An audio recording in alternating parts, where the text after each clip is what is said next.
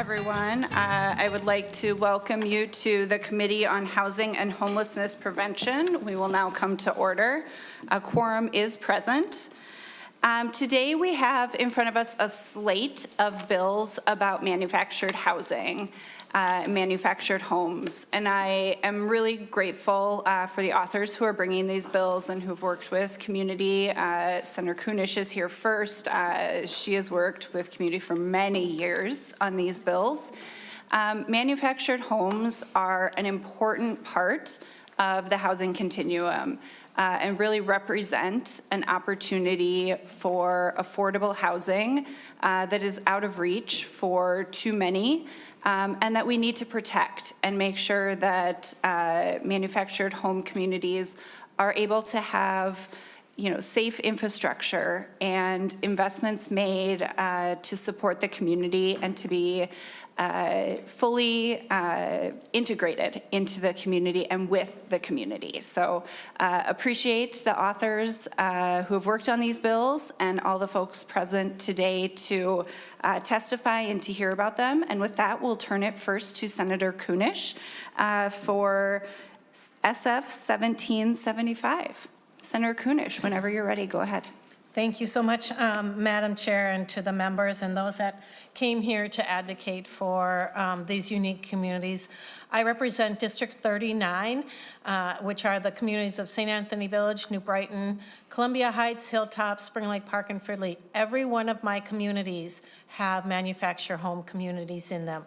And every single one of them struggle with the viability, with the upkeep, with the ability to live with dignity and live in healthy environments.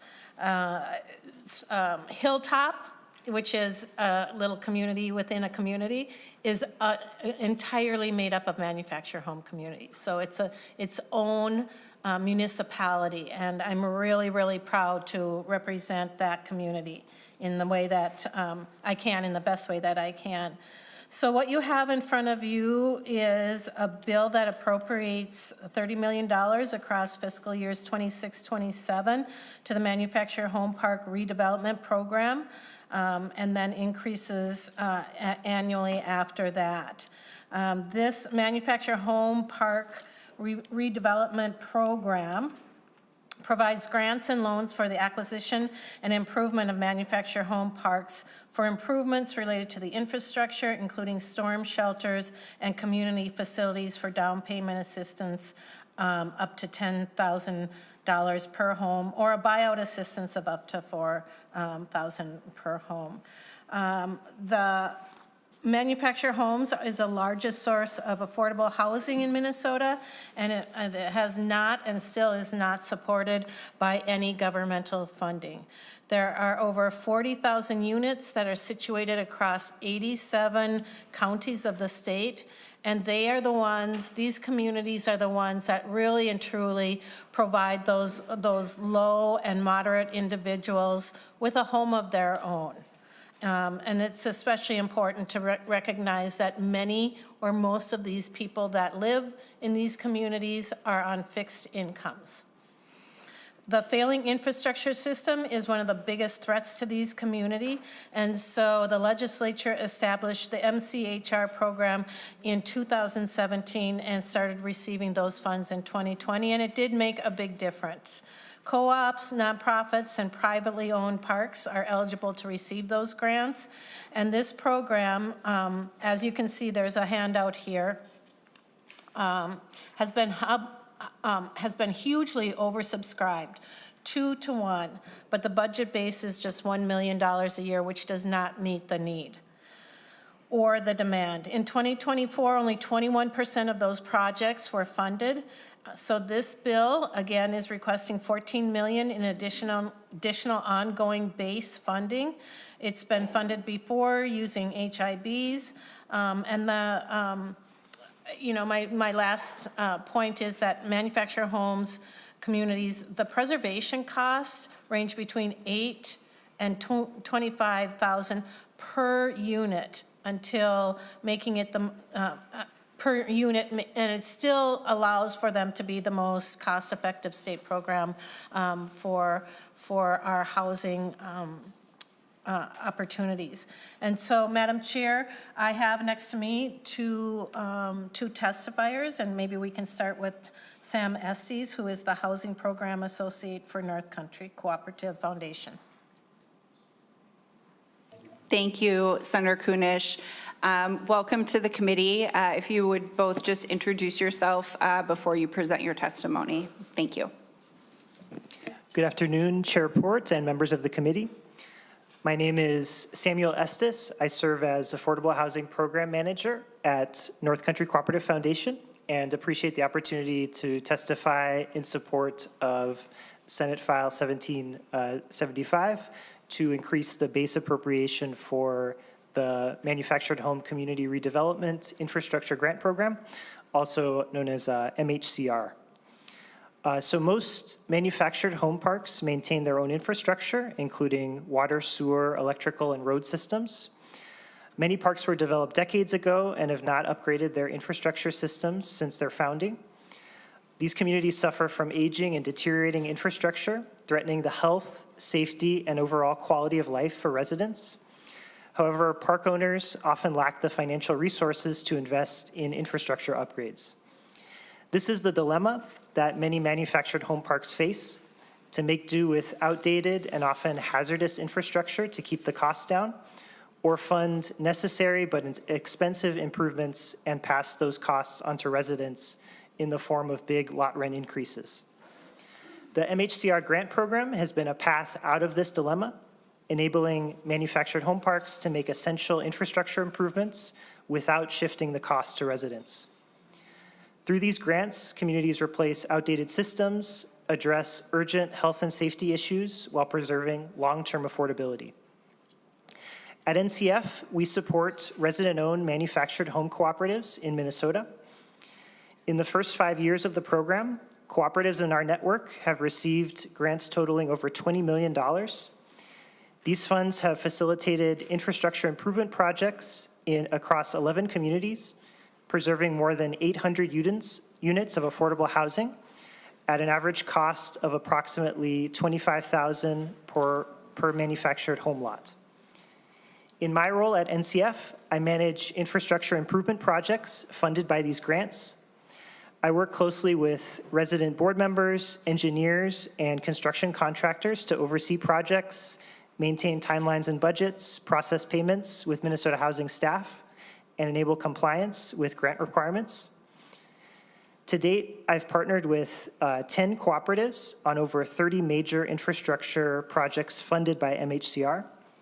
These projects include 9 sanitary sewer system upgrades, 9 road system improvements, 6 water main replacement projects, 3 electrical system modernizations, 2 drainage projects to mitigate flooding and erosion, and 4 storm shelter construction or improvement projects. And just as a quick aside, storm shelters are really important for manufactured home communities, as the homes typically don't have basements for protection during severe weather. And I'm proud to report that 20 of these infrastructure projects have been completed, including 15 in 2024. 10 others are in process and slated for completion this year. And Bev Adrian of Woodlawn Terrace Cooperative will speak more about what the improvements have meant for her community. Then I just like to say that the program's been a great success, but the demand for grants continues to exceed available funding. There's been about $44 million that's been funded in the first 5 years of the program, out of almost $85 million that's been applied for. So $40 million or so of critical infrastructure projects have not yet been funded. And so that's really why we want to increase the base appropriation to $15 million per year for the next biennium, $30 million total. And with this funding, we can ensure that more communities can receive infrastructure investments they desperately need, preserving affordable housing and improving quality of life for thousands of residents. Thank you for your time and consideration, and I urge you to support the bill. Thank you, Mr. Estes. Welcome to the committee, Ms. Adrian. Please introduce yourself for the record and then present your testimony. I'm Bev Adrian. I'm the president of the board of directors of Woodlawn Terrace Cooperative, which is located in Richfield, Minnesota. And we are very unique little community in that we are an inner city park, and we have 5 acres that have been neglected for many years. We were proud recipients of a $1.7 million grant for infrastructure improvements in our community. We had a private well, and I brought a sample of our old well water. I have to admit, this is the first draw. When the well is shut down for 10 minutes or 5 days, like it was earlier this summer, due to a storm, we have to turn on the faucets and run them for 15 minutes to clear the sediment and debris and the sludge that accumulates in the pipes. If people don't have an outdoor spigot to run it outside for 15 minutes, they have to do it in their homes, and there's a lot of sediment and debris that plugs up the faucets and the aerators. So we were so fortunate, we received, it was a $2.1 million project for water connection to the city water, improve our sewer lines. We had to do some relining and replacement of sewer lines. And we have a storm shelter which is located in the basement of the main home, which didn't even have a functional bathroom and was not up to code. So our application was for the improvements for water, sewer, and the storm shelter. That's in process. Then we paved the roads as well. The roads were like alligator skin, cracks and bumps and potholes and mud. And I get emotional still because this was just completed the last day of paving in November. Fortunately, the snow held off and we were able to complete our paving project, and it looks just fabulous. And I got teary looking at the new roads and the completion of all the projects. We are so grateful. The whole community has expressed their gratitude for the clean water, for the improvements that we were able to accomplish. It's bringing our community together. People are talking with each other, comparing notes about, my laundry isn't yellow anymore. It's just been such a pleasure, and I have so much gratitude for the work that you folks do and the concern that you have for manufactured home communities. We are affordable housing. We have demoed 10 abandoned homes in the property in the last 3 years, and we've added 10 new homes in our community. We've added 7 two-bedroom units, 2 3-bedroom units, and 1 new double-wide 4-bedroom unit. We're only 5 acres. We only have about 50 lots. Right now, we have 35 occupied lots, and we plan on doing a big push to bring in more affordable housing, up to about 50 homes in our community. We are on the bus line. We have retail all around us. The environment is just exceptional. We have no crime. We're in a location. People who have lived in Richfield, for example, lived there for 30 years and didn't know that we were there. They come through seeing the sign because we have the new homes we're advertising. I said, don't tell anybody. It's kind of our little running joke. It's just been such an exceptional experience to be a part of this project and the concern for the little people, people that are on fixed incomes, on Social Security, and low-paying wages. In total gratitude and thankful for all of you for considering us. Thank you very much, Ms. Adrian, for coming and sharing your story with our committee. It is my hope, and I think the committee's hope, that your story won't be the exception, but will be the rule for all manufactured home communities as we move forward. Having clear well water shouldn't be a luxury. It should be just normal. So I appreciate you raising what your community has been able to do, and look forward to hearing more about how we can help this work for other communities. We will move through the next testifiers. Next up, I have Mark Bruner, and then I have Shana Tomenez. Sorry, Shana.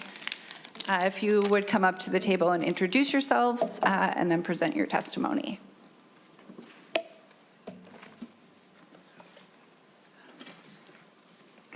Thank you, Madam Chair. Mark Bruner, Manufactured Modular Home Association, and we'd just like to thank Senator Kunesh for bringing the bill. And it is, one that we support. Our members, we represent the private owners of manufactured home communities in Minnesota, and we've really been able to take advantage of the infrastructure grant program, whether it's the water sewer systems, roads, upgrades to storm shelters, or even developing new properties.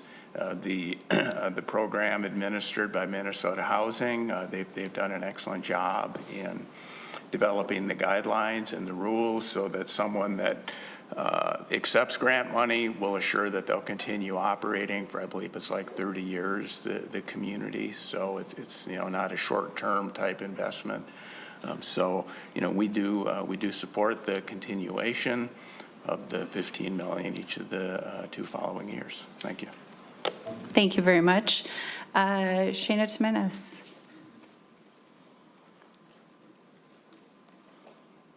Please introduce yourself for the committee and present your testimony. Thank you, Chair Port and committee members. My name is Shana Timenis. I'm an attorney at the Housing Justice Center. The Housing Justice Center is a nonprofit public interest and legal organization whose primary mission is to preserve and expand affordable housing in the state of Minnesota.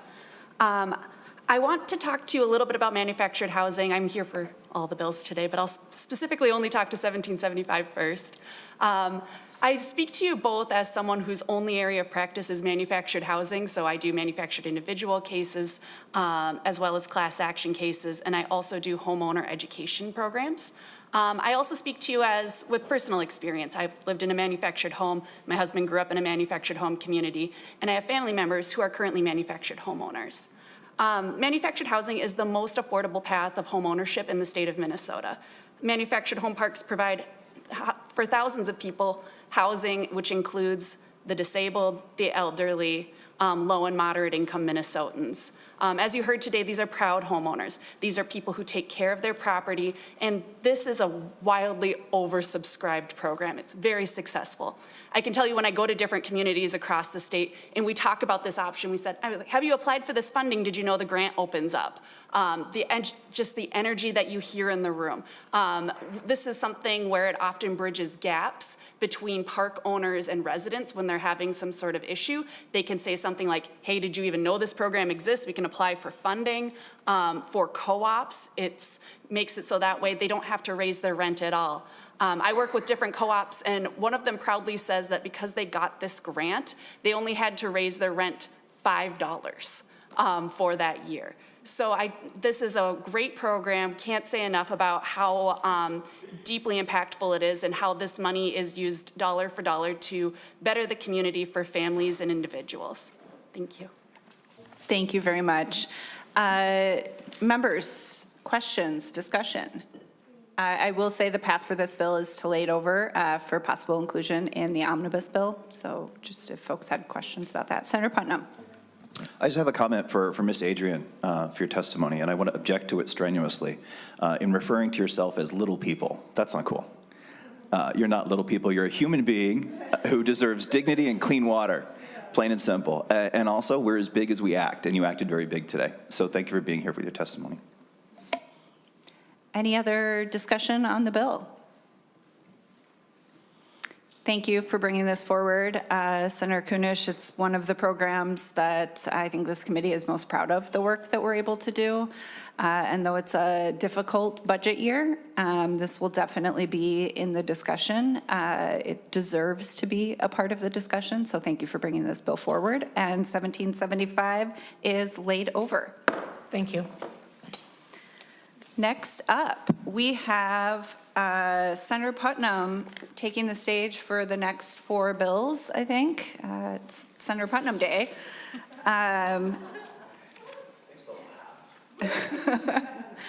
First up, we have Senate File 1207, and I will just note, because we do have 4 more bills and a number of testifiers. As folks testify, if you could try to keep your testimony to around 2 minutes, that would be great. Thank you. Senator Putnam, Senate File 1207 is in front of us. Go ahead whenever you're ready. Thank you very much, Madam Chair, for hearing these bills and enduring me for the next hour and a half. I appreciate both those things. With your indulgence, Madam Chair, I'd like to kind of frame all four of the bills initially and then talk just very briefly at the introduction of each bill about its specifics. Is that okay with you? That sounds great, Senator Putnam. So last year, I had exchanged a number of emails with my friend Commissioner Joe Persky about some conditions in manufactured home parks in Sartell, which is an area he represents that's adjacent to my district. And I'd heard from some of my friends who are activists in those communities who are here today. Everybody wave. About some of the concerns that they'd had and some of the experiences they'd had that I was sheltered and privileged not to know about. I'd knocked doors in manufacturing home parks before, but I'd never lived in one. And the stories I heard were heart-wrenching, actively heart-wrenching. So what we did is we had an event. I bought a bunch of hot dogs, and I invited anyone who wanted to talk about their experiences in manufacturing homes to come to a big space in a park in Waite Park. We had close to 100 people show up, all there just wanting to be heard, just wanting to tell the story of what it was like to live in the park where they lived. And I'm just going to tell you a couple of those stories really quickly, because, Madam Chair, you know me, I don't get angry. I'm not an angry dude. But some of these things actively made me angry. And one of the first ones I was thinking about is there's a tradition in one of the parks where someone will go around and give you demerits or a kind of citation the day or two before rent is due. And then when they do that, they close down your ability to pay rent through the online portal because you have an outstanding complaint. Then they charge you late fees when you are not actually even able to pay your rent for 10 days. That's egregious. That's a horrible, horrible practice. I also heard a story of a woman who's been living in the same home for a couple years. The sewage has backed up underneath her home for so long that she looks forward to winter because with the freeze, she doesn't smell her own excrement. That's a real story. That's really happening right now in our state. Another person who was at that event told me about wanting to have a birthday party for his 5-year-old kid. But the restrictions on public congregation were so extreme, and the manager had an individual beef, so he couldn't have a birthday party for his kid. This isn't the way that people are supposed to live. We have Minnesotans in our neighborhoods. Every member of this committee has a neighbor somewhere in their district who is suffering with a similar problem. They're not just being exploited, they're being disrespected. And today, members, is our opportunity to offer them just a little bit more respect. And there's one example of this problem as well that happened in Sartell again. There's a group that owns a mobile home park there, a manufactured home park there, that sells a course, a training in how to exploit people in manufactured home parks. This is a quote from that training. Quote, "The customers are stuck here. They don't have any option. They can't afford to move their trailer. They don't have $3,000. The only way they can object to your rent raises is to walk off and leave the trailer, in which case it becomes abandoned property, you recycle it, put it to another person, and you really hold all the cards." That's actually part of the business model of this specific place. Now, something we're going to hear today, I have no doubt, is that these are just a couple bad actors. That we have bad actors who are doing these egregious, horrible things, but the bulk of folks who are in these businesses are doing the right thing. I'm sure that's true.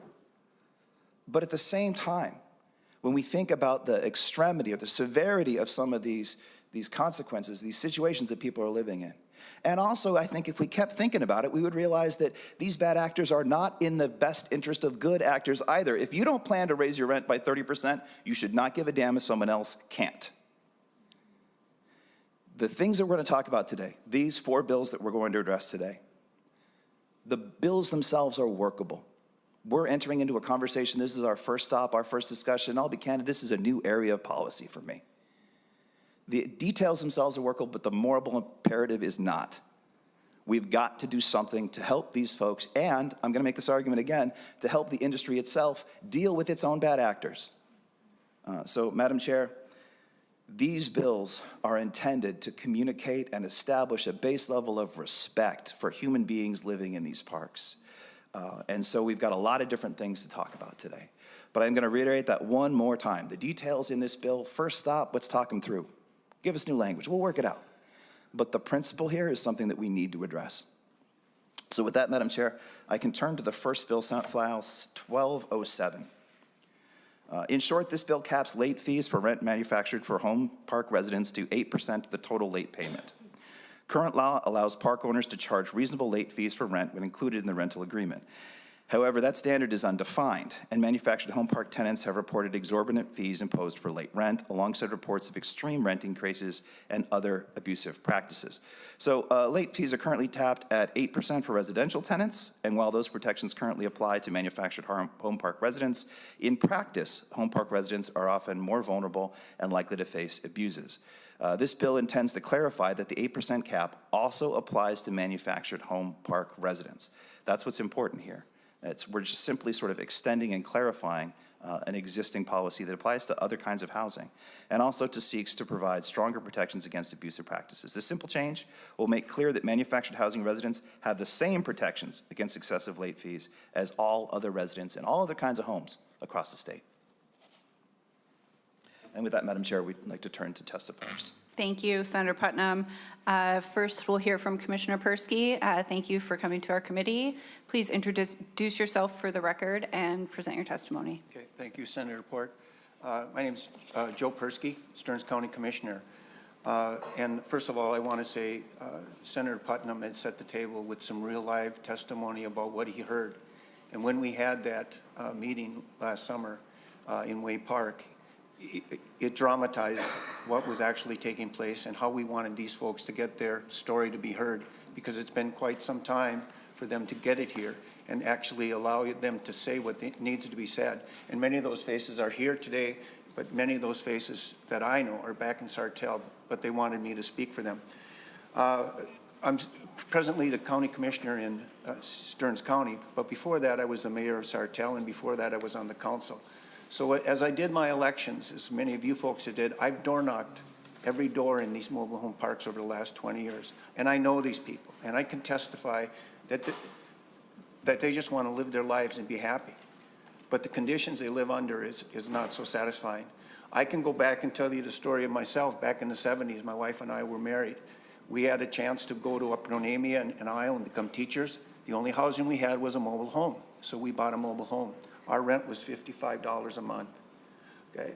Throughout high school and college, I also worked in the mobile home parks in the St. Cloud area. At that time, they were owned by local residents. Many of them lived right there in the mobile home park. They were friends. They knew it. They took care of each other. If you were short on your rent, you just said, I can't get it in, I'll get it in later. And it worked, okay? But when corporate took over, the whole thing changed. Now, today I wanted to have somebody come down here. His name is Richard.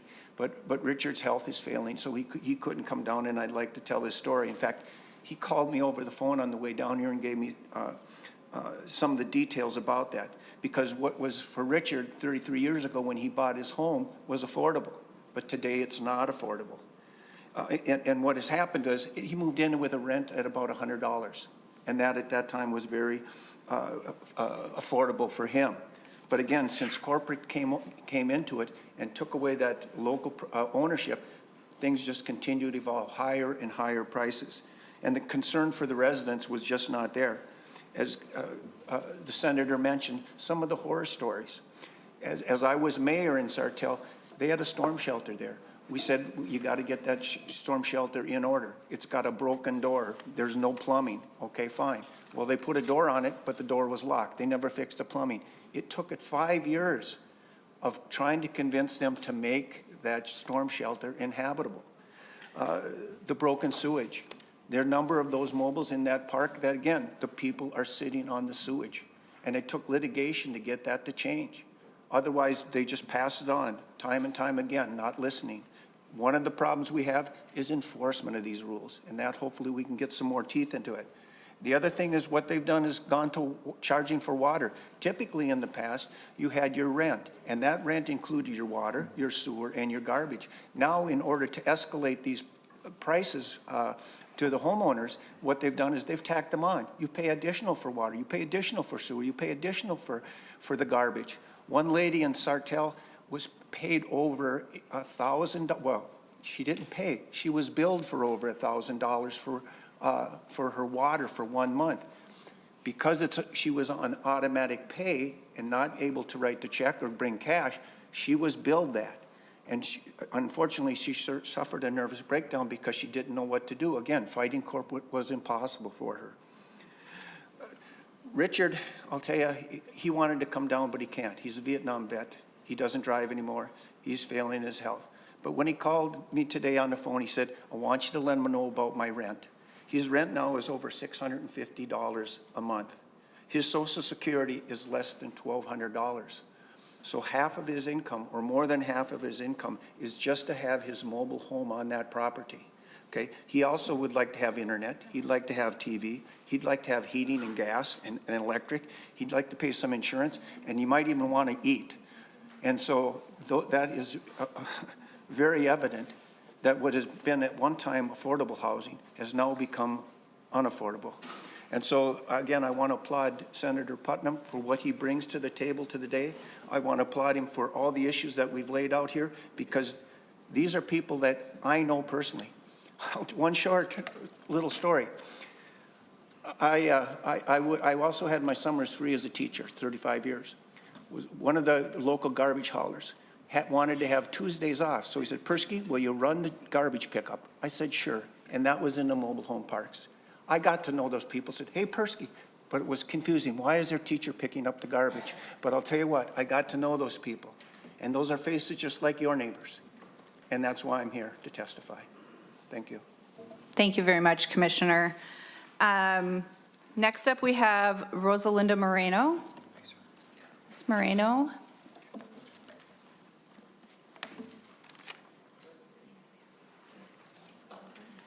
Senator Putnam, maybe you could slide over to one of the other chairs so they can sit together. Ms. Moreno has a translator with her. If you can please introduce yourself for the record and then present your testimony. Buenas tardes, mi nombre es Rosalinda Moreno. Soy miembro de Fe y Justicia y vivo en las casas móviles de Cold Spring desde el 2009. Vengo a hablar con ustedes de los problemas que hay en las casas móviles. My name is Rosalinda Moreno. I am a member of Fe y Justicia, and I have lived in the Cold Spring mobile home since 2009. I am here to talk about the problems that exist in the mobile home park. El drenaje de mi casa se tapó con las raíces de los árboles y he reportado el problema a la manager muchas veces. La manager dice que es mi culpa porque según ella yo tengo mascotas. Yo no tengo mascotas, eso es mentira. My house drain was clogged with tree roots, and I have reported the issue to the manager multiple times. The manager says that is my fault because she says that I have pets, and that is a lie. I do not have pets. Los desechos del drenaje se regresaron a mi casa y había un olor insoportable. Como la manager no hizo caso, llamé a la compañía que arregla el drenaje y ellos dijeron que el problema está debajo de la tierra y que es responsable del dueño del parque porque necesitan escarbar. Hasta ahora no se ha arreglado el problema del drenaje. Solo van a parchar el drenaje, pero no lo reparan. Cuando se viene el calor, huele muy mal. The sewage waste came back into my house, and there was an unbearable smell. Since the manager did not listen to me, I called the company that fixes the sewage, and they said that the problem is underground, and the owner of the park is responsible because they need to dig it out. So far, the sewage problem has not been fixed. They only go and patch the drain, but do not repair it. When the summer comes, it smells very bad because of the heat.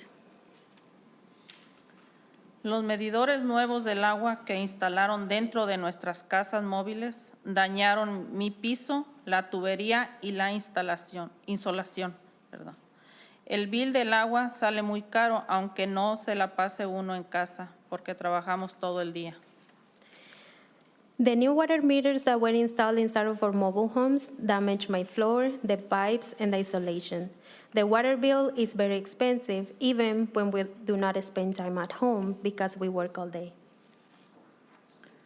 Los boilers se echan a perder porque cuando la manager cierra la llave del agua, vuelven a prender, el agua sale con mucha arena. Las familias han tenido que comprar nuevos boilers porque se dañan por tanta arena. En el invierno no limpian la nieve, no hay lámparas en las calles, el lugar del refugio está en muy malas condiciones. The boilers get damaged because when the manager turn off the water and turn it back on, the water comes out with a lot of sand. Families have had to buy new boilers because they are damaged by the amount of sand that accumulates there. During the winter, they do not clean the snow, there are no lights in the street, and the tornado shelter is in really bad conditions as well. La renta ha estado subiendo mucho en los últimos años. Hemos hablado con el dueño de las casas y dijo que si seguimos quejándonos nos va a correr de su parque. Esto que les digo no solo me pasa a mí, le sucede a todo en el parque de las casas móviles donde vivo. Por eso he venido para que me escuchen y les pueda resolver estos problemas. Gracias. The rent has been increasing a lot in the past few years. We have spoken to the owner of the mobile home park, and he said that if we continue to complain, he will kick us out of his park. What I'm telling you is just not happening to me. It happens to the entire mobile home park. That is why I came here, so my voice is heard, to support the bills that improve our living conditions and our problems get solved. Thank you. Thank you very much for sharing your story, Ms. Moreno. Next up on the testifier list, we have Shana Jimenez and then Mark Bruner.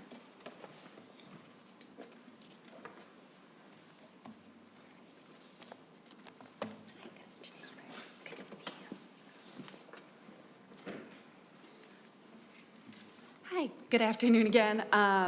So for purposes, I think I will speak first to 1205, 1207, and 1206, and then save comments for 1450, if that's all right.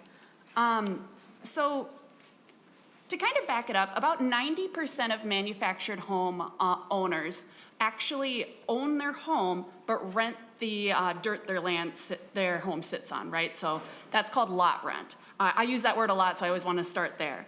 Unlike traditional renters, these homeowners are responsible for maintaining their house, responsible for maintaining the lines all the way to the utility, and ultimately usually do the vast majority of the maintenance both on their home and within their community. Despite this, park owners wield vast powers. They can change with very little restriction the park rules in the community, which include both fees and how you live your life. And while the term mobile is used when we talk about manufactured homes, that's quite a misnomer. For the vast majority of homes, even ones that are built in this year, it is both cost prohibitive to move these homes, sometimes costing up to $15,000. And for older homes, they settle. You cannot move them. And this creates a dangerous power imbalance. For many people who own these homes, they have put all of their life savings. This is their retirement home. This is their only asset. And it creates a power imbalance because they are stuck there. And park owners know that. And in fact, they exploit that. These measures under 1205, 1207, and 1206 address some of these underlying issues. I'll start first with 1206. That's the itemized bills. I work in a number of manufactured home communities, but I'll use an example from Cimarron Park and Golf Course, which is in Lake Elmo. I've been working in that community for the last 2 years and work with some great residents who are hoping to organize that community. One of the biggest issues they face is itemized billing. They will open up around the first of the month, their bill for the month, and it could be the $900 lot rent. It could be $1,400. I had a call last year from somebody who had $300 bill, a $300 surcharge placed on it, and it wasn't until weeks of calling the office that they found out she was fined $300 for her child placing a lost cat sign with tape on a sign. Similarly, one of my community leaders was charged $200 for placing a couch that someone was picking up off of Craigslist outside for an hour. An itemized bill will be something that's really important to have for disputing those charges in court because they can be outrageous. 1207 talks about late fees. So under 504B, late fees are capped at 8%, the same as our usury law in the state of Minnesota, and it's always the balance of unpaid rent. This would put us in line with the same protections that other renters have, and would be something that would help prevent it being 8% of the base rent plus the $300 cap fee plus this plus that, and just make it a simple sum. I now want to talk about 1205, which talks about the reasonable rent increase. As a preliminary matter, under 327C, reasonableness has always been in Minnesota's law when it talks about rent increases. The statute already talks that a rent increase must be reasonable. But yet we see rent increases of 5, 10, 15, 18%. The reason why that hasn't been challenged in court, the reason why this legislation is necessary, was because there was a Court of Appeals case in the mid-2000s, 2010 maybe, called Skyline Village, where the Court of Appeals really pulled that word reasonable and said that it wasn't necessarily related to rent increases, even though if you look back in the committee, that I disagree. This would reinsert this and put some power there. So rent increases in manufactured home communities, they need to be in line with costs, right? It's not the same as rental housing. They don't have the same costs associated with it. Instead, they're being justified by market forces. When asked by Senator Tina Smith's office for Cimarron Park why they were having a large rent increase, they said, well, Lake Como renters have had a rent increase of approximately 7%. So clearly ours isn't that bad of a rent increase that's above 7%. 10 years ago, Cimarron Park had rent that was under $500 a month. 10 years ago, Sartell Manufactured Home Community, which I've also worked in, had rent that was approximately $400 a month. Now those numbers have doubled. A need for reasonableness is there so that way people can understand the justifications. It doesn't mean no rent increase. It just can't be because people want to make more money. Thank you. Thank you, Ms. Jimenez. Mr. Bruner?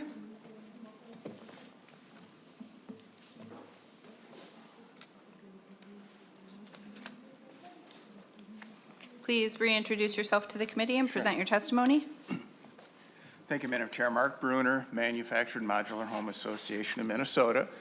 And we, for the most part, I'll focus on 1207 right now, which I believe is what we're discussing, would like to have some additional conversations with Senator Putnam, but I think we're in mostly agreement on his intent to put the cap at 8%. However, we think there could be some unintended consequences with the language as it's drafted related to how business models work. But that's basically what we follow right now, and we'd like to work with Senator Putnam as the bill goes forward to maybe amend the language a little bit, but to get the same outcome. Thank you. Thank you very much. Members, discussion. Senator Mohammed. Thank you, Madam Chair. I have a question for the last testifier. Thank you. I just wanted to know, when you say there would be some unintended consequences, can you explain that a little bit? Mr. Bruner? Because in 504B, it is what we really base what we follow on, and that we are applying for both homes that would be rental homes or homes that would be owned by the residents, 8%. However, if we don't do the correct reference in statute, we might end up with two different rates that might apply in 327C, where they only rent the lot, versus 504B. So we would just like uniformity, so we don't commit, well, how come, we're able to charge 10%, 8% if it's a rental home. So we just want to make sure that it stays uniform as we interpret it right now. That's totally reasonable. Senator Mohammed? Senator Lucero? Thank you, Madam Chair. And just a question for you. Which bill are we actually on? Because I've heard testimony. So I don't know what I should be asking questions on right We're now. on 1207. Okay. So let me pull that out. And so there were comments that were to other bills. Should I just hold off on that for now? Okay, I'll hold off. Thank you. Senator Abler. Well, kind of the same question, but as we go forward, I presume the answers will be more clear. But so, I'm new here, Mr. Brunner, but I understand many of the things that have come up from the one testifier I heard so far and many of the stories. And so, you know, you're talking about making the language squared away for this particular nit, but it seems to me this is like a whack-a-mole game here. And so at the end of the day, I believe that the statute should say, be fair to your tenants, understand they don't have a lot of money, and make sure that the increases are reasonable and you're not having foolish charges to people, unfair. And that seems to be, you're just a representative. I don't know you at all, but I think that some of the people you represent are really bad actors and you need to be nice. And if, if some things are simply intolerable, then they're intolerable to me. And so I'll leave it at that. But so thank you for parsing this bill. But we shouldn't need a bill like any of these to say, could you make the sewer work? Could you not charge somebody $200 for putting a couch out for an hour, or $300 for whatever, putting up a cat sign? And we should never have those stories. So I'm trying to be narrow, but thank you. Senator Lucero. Thank you, Madam Chair, and Senator Abler just on this bill, 1207, had me think of a question here. So to Senator Putnam, so we're seeking to have a cap here of 8%. Is this patterned after any other rental type there's many different rental types across Minnesota. I'm just wondering what the background for the 8%, why 8%, is it patterned after something else, et cetera, et cetera? Senator Putnam. Thank you, Madam Chair. Thank you, Senator Lucero, for the question. And I'll be candid with you, too. Senator Abler seems to keep forgetting that he's not the only new kid on the block. This is a new field for me as well. My understanding is that this language comes from a kind of consideration that is applied in general to most housing, but that manufactured housing was exempted from this at an earlier date. So we're basically just sort of putting it back in so that we are treating everybody the same way. And I would ask Ms. Painter perhaps to fact check me to make sure I didn't get that one wrong. Ms. Painter. Madam Chair and members, Section 504B.177 relates to late fees for rentals. And the language in that section says, in no case may the late fee exceed 8% of the overdue rent payment. Senator Lucero. Thank you, Madam Chair. And that's I think, great in putting in alignment with other things, not a one-off in some other category. So thank you for the clarification. Members, any other questions? All right, this bill. Sorry. Senator Mohammed. Had one question. My question was maybe for you or maybe for the testifier, in terms of the folks who own these properties, can you give us maybe a percentage of how many of them are from the state of Minnesota and how many of them are from out of state? Mr. Brunner? Madam Chair, I don't have precise numbers. I mean, there are probably, 900 some licensed manufactured home communities in Minnesota. Most of them are smaller properties. And I would say, based on that, most are still, locally owned. We have owners based in Minnesota that might own multiple properties. So that, I think, we're still more with the in-state local owners than we are the out-of-state ownership groups, may own larger properties. Perhaps I could request that the association could get back to us with those numbers. I assume that's something that you track as an association. We do the best we can, but we don't have there's not a real source or a way to track that. Senator Mohammed? Thank you, Madam Chair. Thank you for that answer. I think it would be really important for us to know, and I hope that there's a way for us to track how many of these folks live in our state versus how many don't. And I bring this point up because very often in this committee, when we hear bills that have to do with tenant protections, or in this case, when we hear really sad stories like Senator Putnam was describing, often the folks on the other side come forward and they're like, well, there are questions, or, the language doesn't align with the statute, and there are often a lot of excuses. And so I think it would really be important for us to know how many of these folks are from the state of Minnesota, how many of them are folks who live outside of our state, because in this scenario, you're helping these tenants are the most vulnerable people in our state, and these folks are taking advantage of them. And so thank you for bringing this forward. Thank you, Senator Mohammed. Senator Lucero. Thank you, Madam Chair, and I'll just throw this out there. It's not necessarily directed at Senator Mohammed or anybody, but just a curious question that I have, because I hear this conversation come up, not just on this, but on multiple different forums, is an in-state owner versus an out-of-state owner, individual or group of individuals versus a large entity, a corporate entity, something to that effect.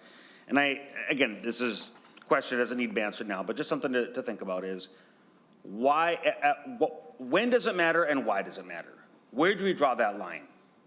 If I'm an owner of any real estate property, single-family home, strip mall, manufactured home park, other commercial building, apartment complex, whatever, if I purchased it when I lived here in Minnesota, but then I moved to Wisconsin, and I'm still an individual, why does it matter? Or if I moved to California, or let's say there's 5 of us. Maybe it's my siblings, and we were born here, we formed an entity here, but then we've moved somewhere else, and we're now no longer residents. And you can pick all kinds of scenarios, mixing and matching that, but at one point, what is the point? Why does it matter? And I totally get abuses, but I find it hard to believe that there may be a correlation, but there isn't necessarily a cause and effect between a local resident and abuse. And I think the insinuation here is if somebody's not locally owned or doesn't live here, that there's a higher propensity for abuse or, along those lines. So I'm just, something for us to think about, correlation, causation, when does it matter, why does it matter? Thank you, Madam Chair. Senator Mohammed.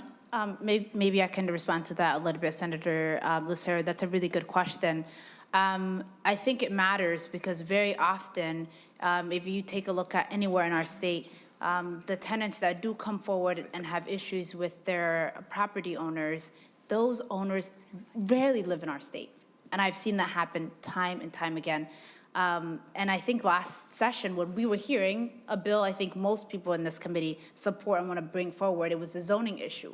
And we had developers who weren't from the state come and testify on 2040 plan and how it's absolutely eliminating homelessness. And so for me, it matters that the people who are going to be property owners in our state do take care of the properties that they do own. And I think that's really important. So it's not that we're trying to eliminate people out of state, but we know that the people who live here take extra care of the properties and take extra care of their tenants. Mr. Bruner. Madam Chair, just to address the issue of out-of-state, in-state owners, I mean, one thing that applies equally to any owner is compliance with the Minnesota Statute 327 in terms of licensing, and Minnesota Rules 4630, Department of Health. Our association worked with and supported the Department of Health's initiative several years ago to grant them administrative penalty order authority. And the idea was that if there is a bad actor, there's somebody that's not complying with the regs or the statutes, that they have the authority, because these properties are licensed, to issue an administrative penalty order and fine them prior to anyone, having to go to court to take legal action. So that authority does exist when there are bad actors out there, and I can't, address why that hasn't happened. I guess I have, by the stories that we've been told by the people who are here today and who have told those stories to Senator Putnam and to Commissioner Persky and reached out to many of us, if those instances are in compliance, then we have a huge problem with what is required by compliance, because those are unacceptable situations to be happening in the state of Minnesota. And so thank you, Senator Putnam, for bringing these bills. I think they hone in on specific instances where we can tighten language around what is required, or at the very least, exorbitant charges to residents. But I think it does raise the question of, do we have enough requirements for compliance? Do we have strong enough penalties for non-compliance? This should not be sewage backing up underneath your home and sitting there should not be a thing that a person has to go to court for. That should be a thing that the owner works with them to fix. So Senator Putnam, you had a response. No, thank you, Madam Chair. I wanted to thank Senator Lucero for raising this question. I think it's a really complicated and fascinating question, actually. I also think we're going to get knee-deep in it in about a half an hour. So I think it's going to come back. But the point I was going to make is exactly what you did, Madam Chair, is that given that there might be out-of-state actors, we're not going to naturally assume that they are in any way necessarily less responsible, but we do ourselves have a responsibility to make sure that our rules are tight and our rules are good, so that when people are doing this to our neighbors, they know they have to comply with Minnesotan standards, and that Minnesotan standards have to respect Minnesotans. Thank you, Senator Putnam. Senator Lucero, I'll go to you for just hopefully a short comment. I think this is the bill that we have, frankly, mostly agreement on by everybody. So, and we do have to keep moving. Senator Lucero. Thank you. And if we could use all of our ammunition here, then it'll, yeah. And I appreciate what Senator Putnam just said, and that's kind of the point. And I want to be clear, when I ask the question why it matters, it's not why, I'm not referring to why do bad actors matter. What I'm referring to, why does it matter where somebody lives? And Senator Putnam just brought up a good point. I want to set the standards for any and everything in all different contexts. So in this context, it's manufactured home parks or rental or ownership. Set the standard, and then independent of where you live, independent of the type of entity that may be the owner, individual, company, investment, locally living in the metro-ish area or living in northern Minnesota or living halfway across the country. If you we expect you to live by the standards independent of your entity type or location. That's what I mean when I say, why does it matter? We want to uphold the standards, and in a conversation I had yesterday, uphold the dignity of people as they're living, independent of these other variables. So thank you, Madam Chair. Thank you, Senator Lucero. And with that, I would like to move this bill. So Senator Putnam moves that Senate File 1207 be recommended to pass and referred to the Committee on Judiciary and Public Safety. All in favor, say aye. Aye. All opposed? The motion is passed, and your bill is on the way to Judiciary. Well, with the easy one out of the way, Senator Putnam, we'll now move on to Senate File 1205. Thank you, Madam Chair. And as I said earlier, for these subsequent bills, I'm going to try to be as efficient as possible. Of course, explaining my efficiency is also taking time, so maybe I'll just keep going. This bill does three things. And you can see these things on lines 2.9. First is a restriction to rent increases only once a year instead of currently twice a year. That happens on line 2.9. Second, lines 3.5 to lines 3.8, there's the addition of a sentence that says, if there is going to be a rent increase, the notice must include a reason for the rent increase. Again, a pretty low bar on this one. And then last, subdivision 3, it limits, again, restates that it's only one rent increase on resident for 12 months, and any increase in rent must be reasonable. What's fascinating about this is the park owner now has a burden of proof by a preponderance of evidence to prove that that rent increase is indeed reasonable. And then last, there's an effective date. That's the bulk of that's the entirety of the changes in the bill, Madam Chair. I will just make one quick editorial comment, and that's that we're talking about reasonable. It's difficult to argue against being reasonable. So I hope we keep our focus on that. Thank you, Senator Putnam. We will move to testimony. And again, if we can try to keep it 1 to 2 minutes, that would be great. We do still have a number of bills. Mr. Bruner. Well, thank you, Madam Chair.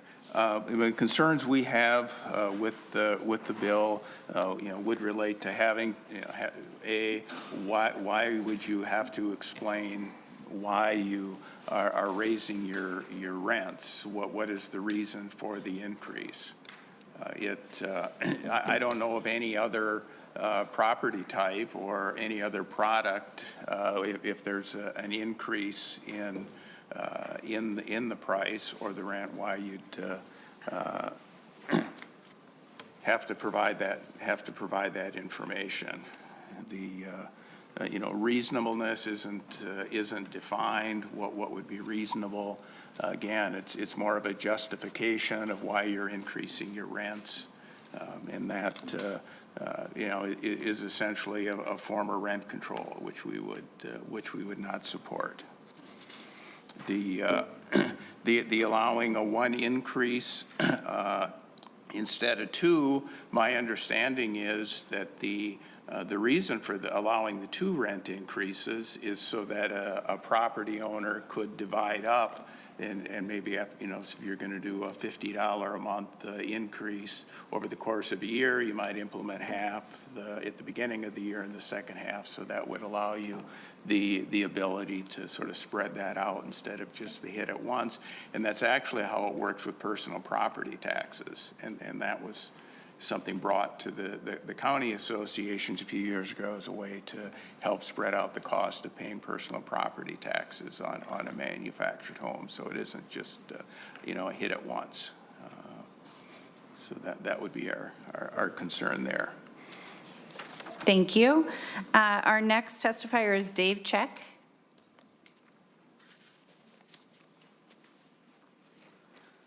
Mr. Check, welcome to the committee. If you would please introduce yourself for the record and present your testimony.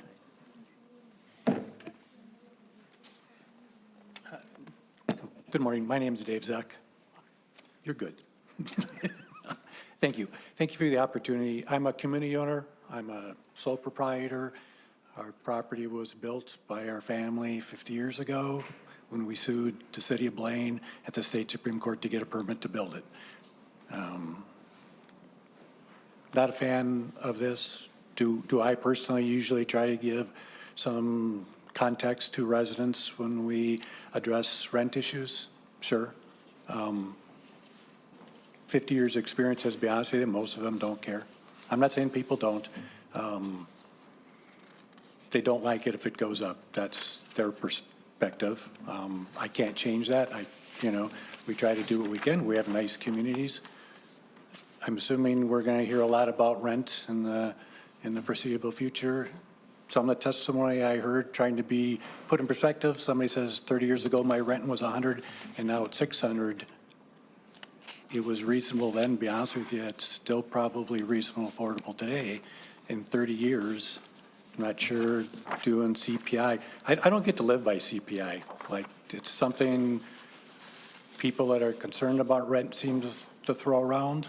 The government doesn't live with those numbers. My city doesn't live with those numbers. I used to be pretty good at what I did, I thought. Getting in long-term contracts, getting price controls in so we can, deal with residents and not have, mass influx. Last year, I seen 18 to 20% increases on what we call kind of our core bills, garbage, which was largely on account of county tipping fees. Our city's sewer bill went up 18%, and then property taxes. I don't get to control any of those. As a smaller mom and pop guy that goes to work every day, I go, how do I deal with that? Well, I suppose I could put through a 15% increase. I'm not going to do that. I'm going to put it in, I'm going to slide off, and hopefully I can make a little bit up next year. And then this year I wake up and I get a bill from the city and they raise the sewer rate 17% again this year. So when we talk about trying to justify rent or whether it's too high or whether it's reasonable, I could have raised my rent a lot, and I think I could have justified it based on what happened, not even talking about market conditions, but a resident doesn't think it's reasonable. This kind of sets the table where they get to decide, or I have to prove it's reasonable. I don't understand. We get that when I go buy my avocados, sometimes they're $4 for $5, sometimes they're 60 cents a piece. I don't ask if they're different avocados, right? I get frustrated if somebody tells me I have to prove what my product is worth to my customer. I mean, I work really hard to do that. The stories we hear from those people, I think to be hearing those stories in 2025, it makes me angry for a lot of reasons, because I deal with regulators all day long, And I'm irritated that they don't do their job, because those situations shouldn't exist. I'm good. Thank you. Senator Putnam, when I first read this bill, I read the portion of, I think it's in Section 2, Subdivision 1, the notice must include the park owner's reason for the rent increase as, in my eyes, a justification that could protect the park owner from being sued for an unreasonable rise in rent, because it says that, you know, the burden of proof of reasonableness is placed on the park owners in a legal sense. So if they have already put out to the community, you know, sewer for the city went up 17%, and, you know, insurance went up this much, or whatever the case may be, to me, that is a portion of this that is protective of the owners in these situations. Perhaps I'm reading that incorrectly. That was my reading of it. But that said, we can move to questions from members. Senator Draheim. Thank you, Chair. I have to make up for lost time, so I have quite a few questions. Just kidding. Senator Draheim, we still have several bills in front of us. Yeah. Well, Senator Putnam, thank you for bringing the bill forward, and I applaud you on what you're trying to accomplish to keep housing affordable. I think we're all working on that, as you know. But this is kind of down the path of rent control. And it's a slippery slope. And, you know, as a, I guess I am a current owner of a multifamily unit, technically. And, you know, I think Mr. Zek, I hope I got that right. Close? Yeah. No, you're good. Okay. I think touched on what I wanted to talk about. And, you know, in the little 8-plex that I own, and I know we're talking apples and oranges a little bit, but they're close. We've experienced quite an increase in taxes, huge increase, almost doubling of property insurance. And now I'm relating this to if a park had a structure that they had to insure for the whole community to use, a storm shelter, clubhouse, whatever you want to call it. You know, utilities have gone up double-digit, electricity, gas, but the insurance literally has doubled in the last couple of years. So I think there are incidences where you have to raise, and I think you tried to get to it by the reason language you have in here, but we really don't define what reason is. And, you know, I think it's a slippery slope on how it's drafted to do that. So I'm just not in favor of it as it's drafted now, and I applaud the efforts. The twice a year, I think if you had a vandalism, you know, so you had a park and they vandalized a whole bunch of stuff, and, you know, with the new insurance policies they have now, your deductible is huge. I mean, there is no affordable deductibles anymore for the commercial type properties. Or let's say the winter was really harsh and you had to redo some of the roads or something like that. So you could have 1 year, which I think all parks will have coming forward, where what we're hearing from our counties, I met with 5 of my 7 counties this week, 5 of my 7. And they're all predicting at least a 10% increase in their property taxes next year because of what we're doing to them. So they're going to have to pass that on as a park owner, or me as an 8-plex owner. We're going to have to pass that on to the renters one way or another. So what I'm trying to get at, there is a list of things that could happen in a calendar year that you have to pass. You know, unlike a park, they don't have HVAC. I think I've bought 3 HVAC systems at $4,000 to $6,000 a piece in the last year. We're going to have to raise rent when that lease comes up and try to recoup that over so many years. So we want to keep up the parks. And to do that, you do need a little capital and you do need that flexibility to reinvest. The challenge is, are they going to reinvest or are they just going to pocket the money? And I think the majority of park owners are good operators. There are a few bad apples out there. But I just have to vote against your bill. I appreciate you bringing it forward. I just wanted to explain why to the committee. Thank you, Chair. Senator Putnam. Thank you, Madam Chair, and thank you, Senator Draheim. I always appreciate your comments and your questions. As I was joking with Senator Abler on the floor yesterday, I'm trying to be as obnoxious as possible this session, and by that I mean as professorial as possible. And one of the things I think that we forget is slippery slope is actually a logical fallacy. When you say something is a slippery slope, that's because you're not proving cause. So my question for you, I guess in return, would be why would saying your reasons for a rent increase somehow automatically or naturally cause caps on the amount of that rent? This is my way of contesting the assertion that this is rent control.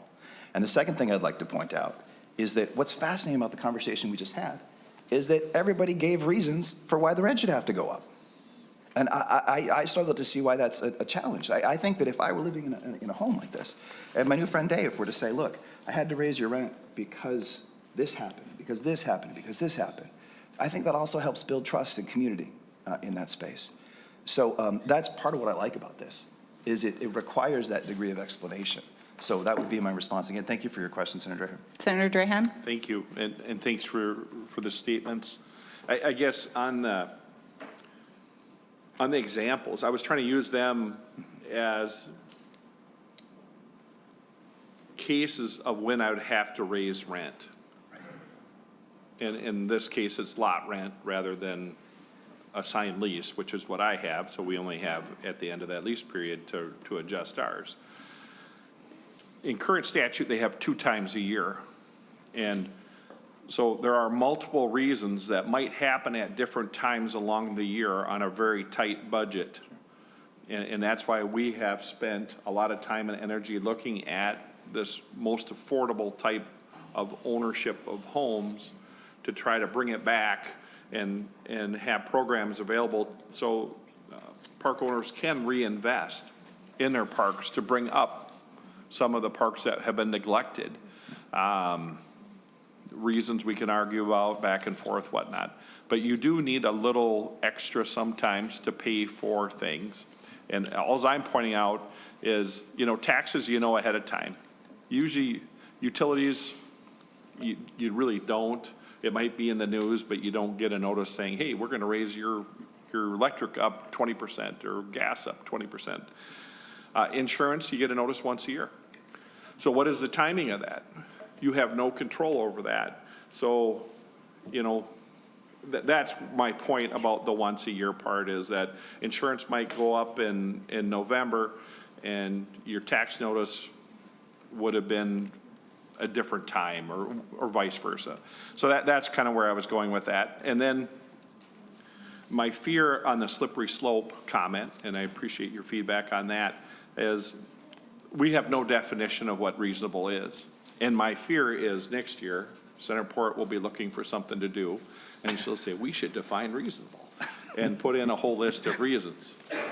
So, that is kind of my fear, or my discussion on this bill is I don't think it's as big a problem across the state. I know in my area, I have numerous parks across my area. We haven't had that problem, and it might be different in your area. I'm sorry, I was up in Commerce, so I wasn't here earlier. So that's just my thoughts. So thank you. To be clear, Senator Draheim, if I wanted to impose rent control, I would not start by defining reasonable. I would be much more blunt than that. Thankfully I have you all to keep me in check. So I'm going to keep going down the list. We do have quite a growing list and a ticking clock. So Senator Abler. Well, I'll be brief. I won't repeat myself. Senator Graham raised some of my points. To Mr. Zek, who's here, you don't have to come back, but I think if all the, you can sit down, I appreciate, I'm going to say a nice thing about you. I think if all the park owners were like you, they wouldn't be need for these bills. You wouldn't need a housing justice center. You wouldn't need any of this stuff. And the problem is, I mentioned before, if I regulate somebody, if I'm going to put a bill together on my own, I draw the 30 percentile line, and people above that are not too bad and kind of normal behaving, and below that is where the problems lie. And so we would talk to the people who are out doing the business and help me draw a 30 percentile line. What the good ones, Mr. Zek could be on the committee, like, what do? Well, you talk to people, you're nice, you treat them well, and, oh, you're in trouble, let me see what I can do for you. And you would make that you would then write that as a standard. But Mr. Bruner, unfortunately, I don't know, I would presume not all the members who have owned parks are in your group. Probably some of the better ones are there, and the ones who you find embarrassing are not. But that's where these laws come from. And the stories about people who come, we cannot accept that, just to remind people. And I suggest that maybe your park owners sit down and write some rules, and that would be a start. Finally, Senator Putnam on line 3.14. I think this is a term you're going to want to work into a debate sometime, that something is presumptively reasonable, which is a whole new level of reasonability. And so I thought you'd just appreciate that in your bill. That's the first time I've seen it in a bill, but I think you're onto something, and I think this could be argued so many ways at some time, and you would just have fun with it. Thank you. Thanks. Thank you, Senator Abler. Senator Lucero. Thank you, Madam Chair. So I guess I will start with the first question that I asked on the other bill, and that is there somewhere else in statute, or is there some other context that we were cross-referencing? So when it comes to the notice, is this applied to any other rental context, or is this requirement anywhere else, or would this be a new anomaly then for this type of real estate? Senator Putnam, do you want to answer that, or do you want me to go directly to council? Yeah, if we could, Madam Chair, go directly to council. Ms. Painter. Madam Chair and members, I don't believe there is, but I'm not 100% sure. I can check with Priya Primo, Counsel for Civil Law, and get back to you. I can say I do have notes from Priya that prior to 2010, Minnesota courts required rent increases in manufactured home parks to be reasonable in compliance with 372C.02 subdivision 2, which prohibited park owners from imposing substantial rule changes to the original agreement. Reasonable rent increases which comply with rent increases requirements in 372C.06 are exempt from that requirement, which is the part that is in this bill. So this would require this section of law to follow that reasonable standard. Senator Lucero. Thank you, Madam Chair, and I apologize for my lack of clarity. I was referring to the part where the park owner must give notice for the reason for the increase. Why, or is this anywhere else, or would this be new for this type? Senator Putnam. Again, I'm going to have to phone a friend on that one, Madam Chair. Apparently there is Ms. Jimenez.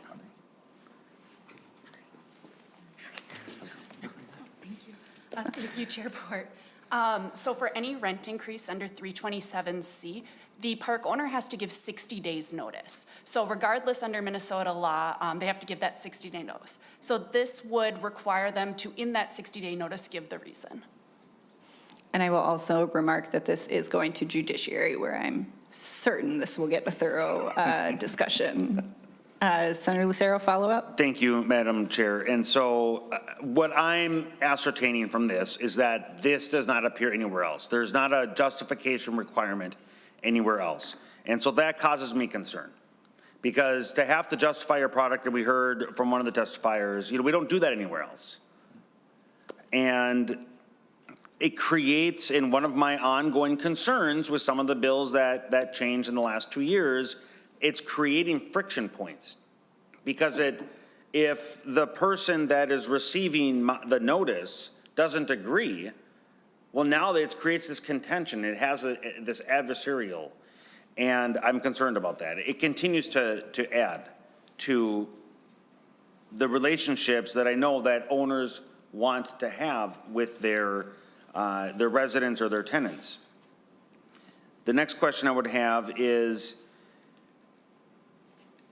what happens if the tenant doesn't agree with the justification? Where does it go from there? Senator Putnam. Madam Chair, thank you, Senator Lusar, for those questions. I mean, the first thing I would say is that we're talking a lot about transparency and accountability in the Senate this year. So maybe we don't have these kinds of requirements for other different things, but maybe we should. Maybe people should have to justify things and should be transparent about the decisions that they're making. And I would in terms of your question about the friction point, I think I just see it differently. Honestly, I just think it's a different perspective. To me, this is an opportunity to build trust, not to build conflict, because the conflict already established happens in my checkbook. So I'm going to be resentful, perhaps, if my rent goes up significantly. But that resentment itself might dissipate a little bit if I knew why. And so there's a good chance, perhaps, that there are mobile home owner, manufactured home park owners who don't know that it's a good idea to tell people why they had to raise their rent. Now, this might help them out a little bit, help them establish better, more fruitful, productive, trustworthy relationships with their tenants. That's genuinely what I think is most important about the sort of self-disclosure component of it, because I just see it differently than you. I think this is a remedy to tension, not one that would amplify it, because I think the tension is already established by the increase in the rent itself. Brief follow-up, Senator Lucero? Well, okay, Madam Chair, so I mean, it's a challenge here. These are beefy bills, and I have probably 10 questions for each one, which would go into probably a 10-minute dialogue on each one, so it's a challenge. But, so I won't ask a question, I'll just form in the phrase of a comment. In the earlier testimony, we actually, I won't ask the question, but I would, the question I would love to have answered is market force, in and of itself, a justification for rent increase? The law of supply and demand, if some business had come into the area and is going to create 1,000 jobs and it's going to create a demand on housing, that's a market force. And we've heard the sewer water increases or the utility increases or the trash increase or the property tax or the insurance, but how about just market forces? And we heard an earlier testifier say that market force, I wrote down, market force is not reasonable. And if market force is not reasonable, my greater concern on any rental type, not just this, but anything is, there are 50 states. There are many, many markets. And investors are looking to make money. And investors, whether they be investors of manufactured home parks or investors in anything else, there is the opportunity cost that's always being considered. And if Minnesota becomes so significantly difficult to make a return on investment by increasing the risk, by increasing the liability of being sued or going to court, even if they win, I don't want to go to court and spend 24 months or whatever it might take and spend tens of thousands or maybe hundreds of thousands of dollars. That's a risk that's taken into consideration for anybody who's looking to come to Minnesota. And I won't ask the question because we're running short on time, but we heard earlier from Mr. Bruno that there's roughly 900, I think is what I heard, 900 parks. The question I would have asked is, how many new parks have opened in the last 3 years? And if, depending on what that answer might be, if it hasn't been very many, zero. Okay, so zero. Why is that? Are those that have the capital to invest in new manufactured home parks, to create additional homes for lower income individuals, are they dissuaded from coming to Minnesota because of bills like this? So these are some of the questions, and I have a ton more that I won't get into, but this is the area I'm thinking, and we need to factor in the risk and liability that we're creating for those that are looking to invest but are going to go other places. Thank you, Madam Chair. Madam Chair, can I have like 5 seconds, because we're going to agree, and I think that's worth an extra 15 seconds. I actually don't sense that, for me, a reasonable calculation of market forces would be a reasonable consideration in this space, from my perspective. And it's not explicitly, like in the bill itself, doesn't say you can't do that. So to me, I think that is, but let's keep working on the language. Just quickly again, Madam Chair, these are all works in progress. And I'm very interested in the feedback, and I've enjoyed the conversation so far. Very productive. Senator Clark. Very quick question. What is the limit on rent increases in this bill? Senator Putnam. Madam Chair, Senator Clark, there is none. Thank you, Chair Port. Thank you.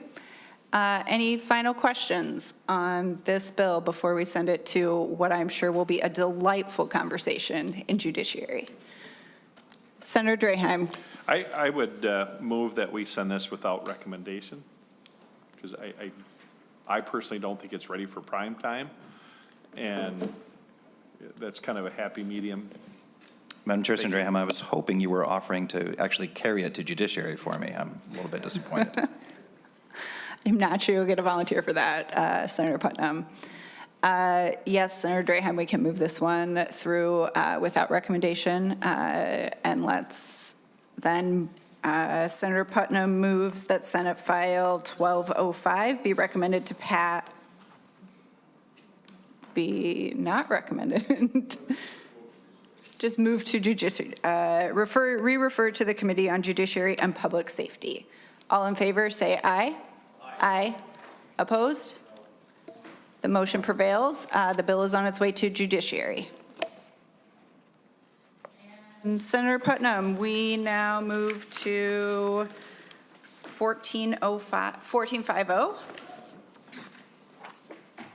Thank you, Madam Chair. This was supposed to be the long one.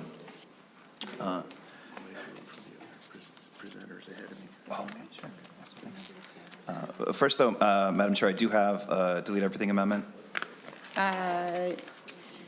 Yes, you have an A2 authors amendment. Senator Putnam moves the A2 authors amendment. All in favor say aye. Aye. Opposed? Your bill is amended. Go ahead with your presentation when you're ready. Thank you, Madam Chair.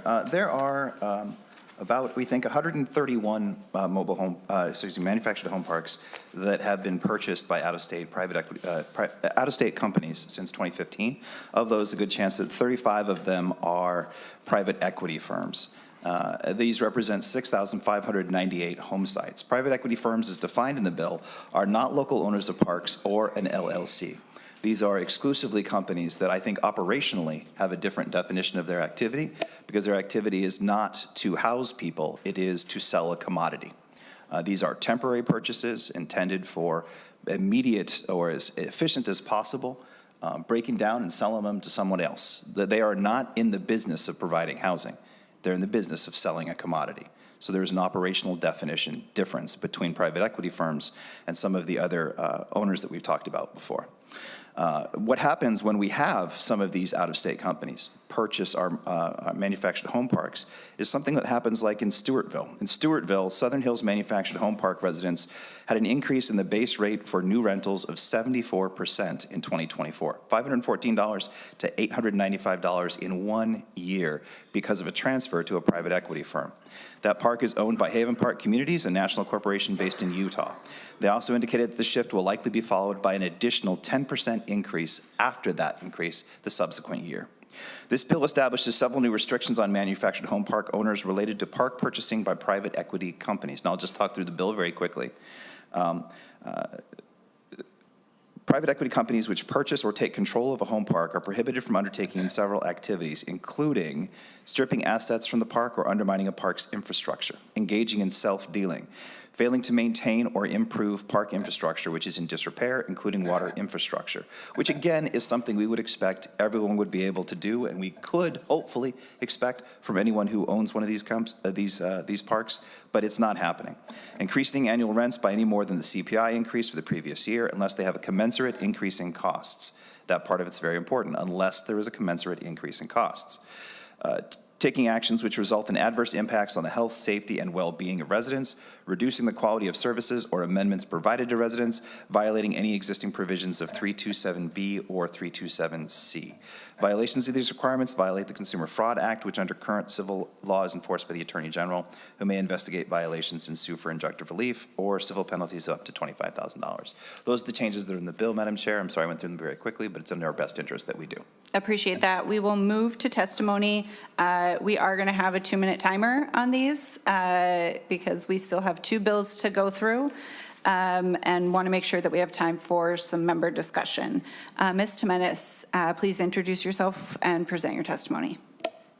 Thank you, Chair Port. Shana Jimenez from the Housing Justice Center. So large private equity firms are rapidly buying up Minnesota's manufactured home communities. Their business model is simple: raise rent, minimize maintenance, and maximize profit at the expense of homeowners. In 2024 alone, 90% of the purchased properties for manufactured homes were sold to out-of-state real estate groups. And Minnesota's parks were sold, let me tell you, is 100% of my caseload are private equity firms. I don't have any of the mom and pops in my caseload. These investors don't just exploit homeowners, they openly mock them. Impact MHC Management, a major private equity firm that owns several parks in Minnesota, has publicly described manufactured home communities as, quote, unbelievably stable revenue, and said that it's like, quote, having a Waffle House where everyone is chained to the booths. This isn't just offensive, it's a direct admission of their profit strategy. It depends on homeowners having no choice but to pay rents when it's demanded. Even the national media, including Stephen Colbert, called attention to this outrageous statement. This is precisely why we need the protections in Senate File 1450. Private equity firms are not in the business of housing. They are in the business of profits. They do not care about Minnesota homeowners, and without legislative action, they will continue to drive people out of their homes through unchecked rent hikes and predatory business practices. To protect our communities, we need to increase oversight on corporate buyers. Private equity firms should not be allowed to exploit and displace Minnesota families without scrutiny. Manufactured home communities are a vital source of affordable housing in Minnesota. And without action, we risk losing them to predatory investors who see homes not as shelters, but as profit centers. Thank you. Thank you, Ms. Jimenez. Next up, I have Matt Spellman, and after that, I have Cecil Smith. If folks can come up to the table so that we can move quickly through testimony, that would be great. Welcome to the committee, Mr. Spellman. Please introduce yourself for the record and then present your testimony. Chair Port, members of the committee, good to be with you. My name is Matt Spellman. I'm the Senior Director of Advocacy for the Minnesota Realtors Association. Minnesota Realtors is a statewide business trade association with over 22,000 real estate professionals working with buyers and sellers of all types of property in every corner of the state. Thank you for the opportunity to share a couple of concerns we have with Senate File 1450 as amended today.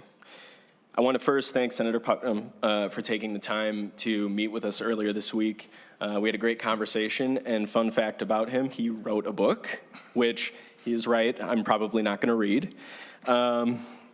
We also appreciate the A2 amendment and how it deletes the provision in the original bill that would give the Attorney General the authority to approve or deny the sale of certain manufactured home parks. While we are working on getting member feedback on the A2 amendment, I would also like to highlight a couple of concerns we have at this time. While the amendment deleted the AG approval process in the original bill, Subdivision 2 of the amendment still requires the park owner to provide written notice to the AG 120 days prior to transfer of ownership when a private equity company is involved. This requirement has the potential to delay the sale, which could result in some transactions falling through. Also, on page 2, lines 13 through 15 of the amendment, the language appears to impose a form of rent control on manufactured home parks subject to the requirements of the bill. Minnesota Realtors believe that rent control policies create disincentives to invest in the construction of new properties and/or invest in existing properties. Madam Chair, thank you again for the opportunity to share our concerns with Senate File 1450 as amended, and we look forward to working with Senator Putnam and committee members as this issue continues. Thank you, Mr. Spellman. Mr. Smith, please introduce yourself for the record and present your testimony. After Mr. Smith, we have Mr. Bruner and then Mr. Breakmeyer. Welcome Madam to the Chair, committee. members of the committee, my name is Cecil Smith. I'm the President and CEO of the Minnesota Multi-Housing Association, representing 2,200 members with 320,000 units of housing. We do not necessarily represent any manufactured home parks, but we are always very concerned when we hear discussions of rent control policies, rent control-like policies in Minnesota. We have had first-hand experience of the damaging effects in St. Paul and the discouragement of capital flowing to our markets because of rent control. Minnesota is the only Midwest state with rent control policies, and we have seen, personally, I have witnessed it at national conferences where we have been redlined. And any other discussion of rent control is damaging to the capital market, damages Minnesota in the capital markets. Thank you, Madam Chair.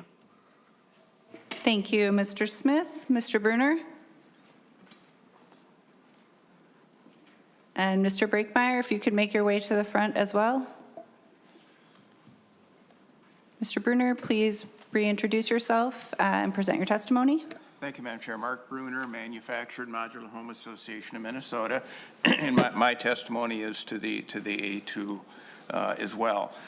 Concerns that our members have with the bill is just, to start with the definition of private equity. It doesn't seem to be a workable definition, and it would bring in other types of ownership groups that you're perhaps not intending, including local owners here in Minnesota who may in fact own a property in Wisconsin or South Dakota. I don't know how they get their funding together, if through family members, loans, and that kind of thing. But we think that the definition is way too broad in terms of a private equity company. Under the provision in subdivision 3, it's essentially a rent control provision, although the definition is not very clear. It seems to apply to some, but not others, in terms of an ability to raise rents. Under subdivision 2, the mandatory transfer of ownership notice and control requirement, where the owner or the seller is required to notify the Attorney General's office if they're selling to a private equity company. The private equity company being so imprecisely defined, you're probably not going to know, and I mentioned there are like 900 of these communities in Minnesota. Most are very small. If somebody approaches you, if they are a private equity company, I mean, you're not, you may notify the Attorney General, well, I think they are, they may not be, or you may not, because you don't know. So we think that requirement is burdensome, and you're perhaps likely to lose a sale with that 120-day notice requirement that's in there. We believe that, that the bill enacts market restrictions that will have unintended consequences relative to how capital flows in Minnesota. Why would you do business in Minnesota if you have these requirements you have to comply with when you could take your money and invest in anywhere in the Midwest or some other state if you don't have to deal with these provisions if you were to sell your property? And one of the things that happens is that the investors will oftentimes acquire a property that perhaps does need a lot of work, and there's concern about rent increases and what sometimes happens, and even if it's just a local owner, and I think you hear from next. If you can complete your testimony, please. Okay, well, the point is that, sometimes the reason these properties sell is they do require a lot of work. The owners haven't kept up the infrastructure, those kinds of things, so they haven't increased their rents. Local owners, they're perhaps happy with their income they have. So there haven't been rent increases to keep things current, and a new owner comes in, whether it's private equity or some other type of investor, and they, in fact, as a part of their calculus, do have to make those increases. So, rents may have been artificially low. The increases, may come up to market rate, may not, but they can seem more extreme. So just, in conclusion, Madam Chair, there are a number of other requirements already in place that could help. For example, a cooperative ownership model. In Minnesota, you're required, if you're an owner of a manufactured home community, if you're going to sell it, list it with a realtor, put it in a newspaper to notify the residents of the property, the community, that you're offering it for sale, so they would have an opportunity to purchase. If I were an owner and I received an unsolicited offer to purchase a community under a law change 2 years ago by the legislature, I now need to notify my residents that I've received an offer. I'm considering that purchase. I must notify Minnesota Housing. It gets posted to the website, Minnesota Housing, so others have an opportunity to know that that they're thinking of selling to come in and perhaps make counter offers. Residents have a chance to earn it. So, we have a number of tools in the toolbox, if you will, to help facilitate wrap sales up. to non-investor types right now. Thank you, Madam Chair. Thank you. Our final testifier is Dustin Breakmeyer. Dustin Brockmeyer. Brockmeyer. Welcome to the committee, sir. Please introduce yourself and begin your testimony. My name is Dustin Brockmeyer. Thank you guys for having me discuss stuff. My family owns manufactured home parks since 1975. We have 50 years this year in business. We have properties in Minnesota, Wisconsin, South Dakota. This bill, 1450, will have an effect on our family's business. We can divide that in two areas. Purchasing parks, it affects how we will want to get funding for those parks. It affects decisions on to buy a park in Minnesota or go into another state where it's a little easier to deal with. Our laws are a little rigid here. It affects on how we want to grow our business. Where are we going to stay? Are we going to stay in Minnesota or are we going not to? I live in Waconia, Minnesota, so I am local. My family lives in Carver and Victoria. We are not very far away. Selling is an automatic response to anything you own. You will sell it someday. I want to, it'll happen because of my health, my age, many other reasons that could happen, and I want to be able to sell it to someone. I don't want to have a whole bunch of sticks to jump through, hoops to go through. I just want to be able to, when I'm ready, okay? Why we do need investors, private equity, and I would say that we're probably qualified as a private equity because it's me and my siblings, so. In early 2000, our industry was in trouble, and I don't know if you ever knew about that, but we were in real bad shape. We had aging homes, we had empty lots, we had lots of vacancies. By then, 21st Mortgage came into our industry, and they started helping us out, providing loans to the people that live in those mobile homes. They were providing, bringing in new structures. That would be Warren Buffett and those type of guys. The large group, investor groups, private equity started coming in around the 2010 area, maybe a little before that, and they started filling vacant lots, fixing roads, infrastructure. The biggest change, in my opinion, they brought professionalism to our industry. They had professional management teams. They had new streets, new waters, new electric, investors were professionals. Those investors we do need in our industry. They brought money. They cleaned parks. They installed more homes for families, low crime rates, safer places to live, staff for members of the community to talk to. These were big changes that we needed. The system of ownership is changing over the past 25 years, and that is true. It's still changing today. We have gone a far way back from our prime, but I would expect that there's thousands of vacant home lots throughout the state of Minnesota. These vacant home lots are probably in outstate. We need people to help fill them, and our local ownership groups cannot do it. We need investment money. So I would ask for your help to stop this bill, 1440. I would ask for your vote to vote against it. We need to preserve attainable housing by allowing investors to invest in our communities in our state of Minnesota. Thank you. Dustin Brockmeyer, Brockmeyer Properties. Please feel free to ask any questions. Call me. I'm always available. Thank you for your testimony, sir. Yeah. We are going to move to committee discussion. I would just like to direct pretty much all of the testifiers on that bill to line 2.15, which I think Senator Putnam addressed in his opening comments, but everyone talked about investments into parks and how expensive they are, and that line clearly allows for rent increases along with those investments and no limit there, so want to start there. Senator Draheim. Thank you, Chair, and thank you, Senator Putnam, for bringing your idea forward. I think the first thing, if we could, Chair, is ask council if we could get a definition of private equity company. Does that show up anywhere else that you could find under short notice? Ms. Painter? Madam Chair and Senator Drahan, no, it's not in statutes anywhere else. Okay, thank you. Senator Drahan? Okay, thank you, Chair.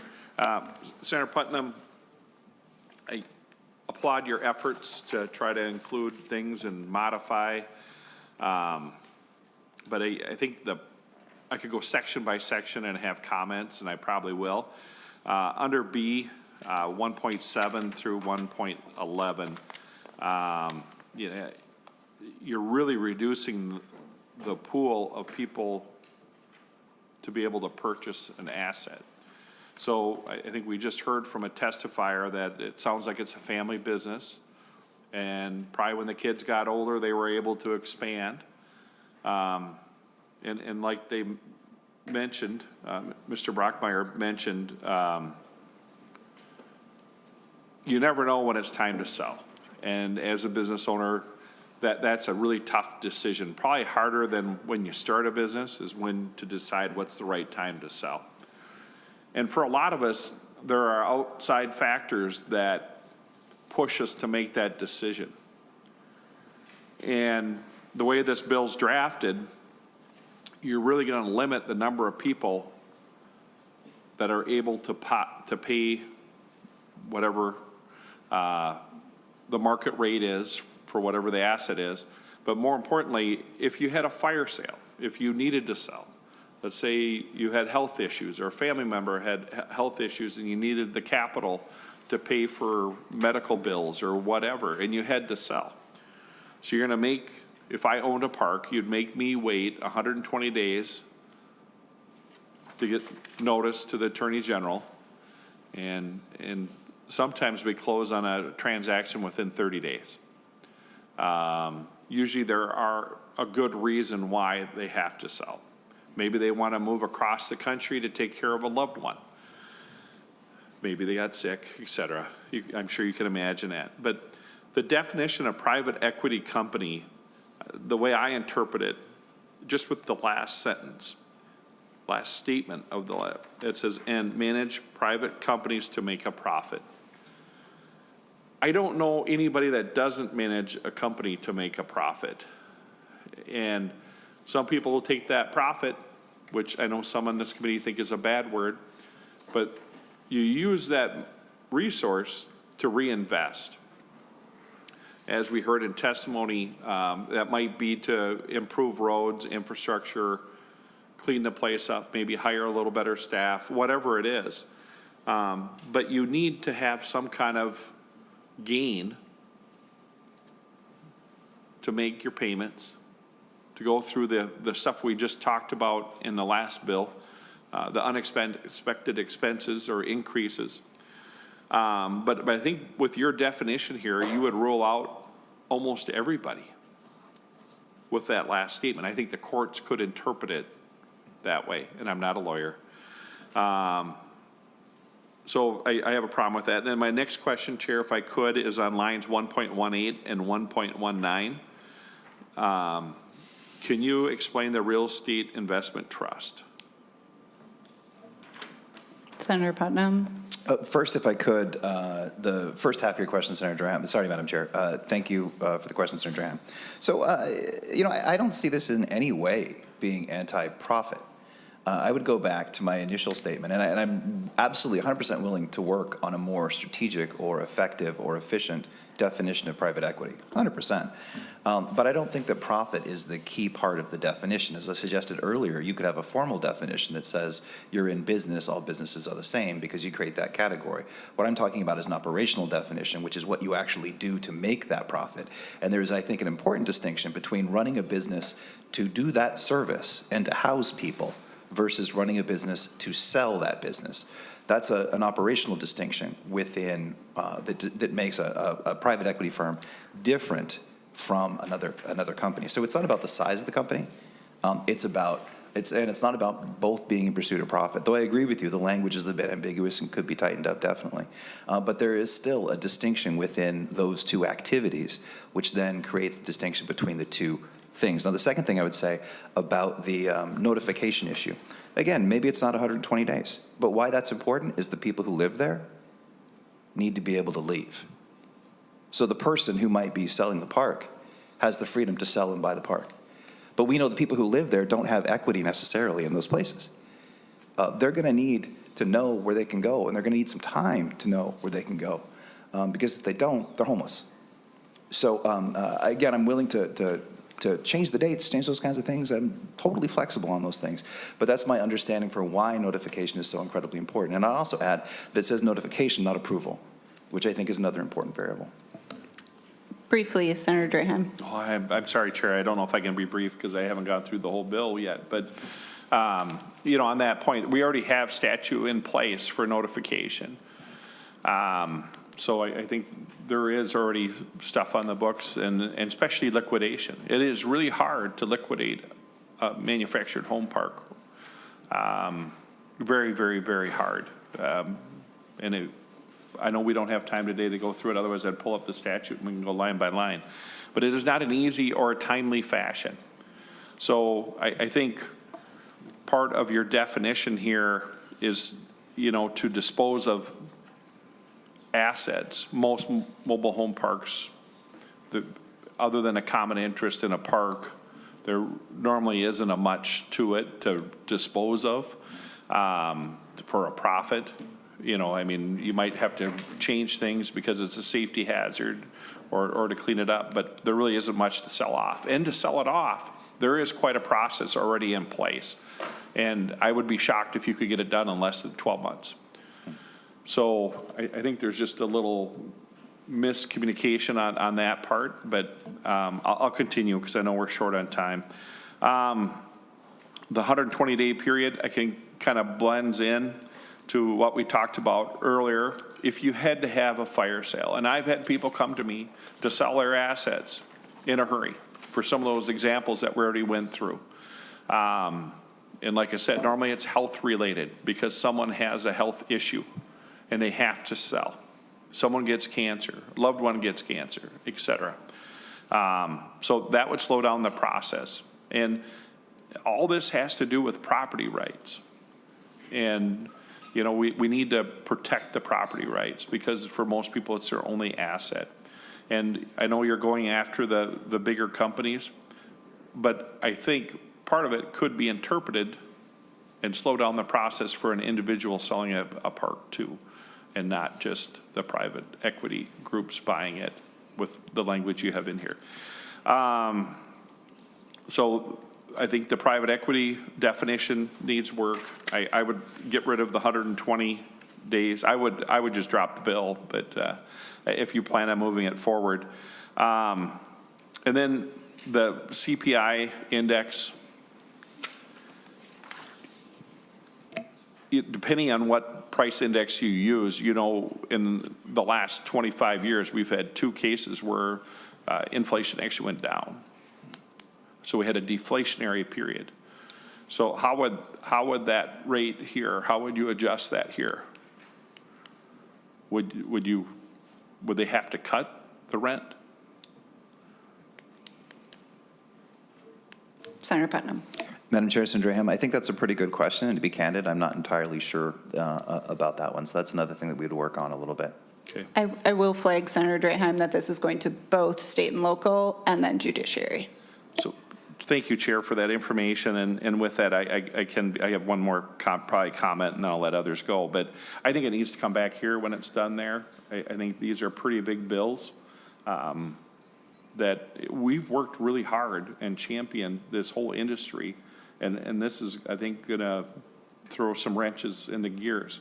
So I think all these bills should really, if you could, ask for them to come back so we could at least review them. I know we don't have the votes to stop anything on this committee, but I think we should have the discussion.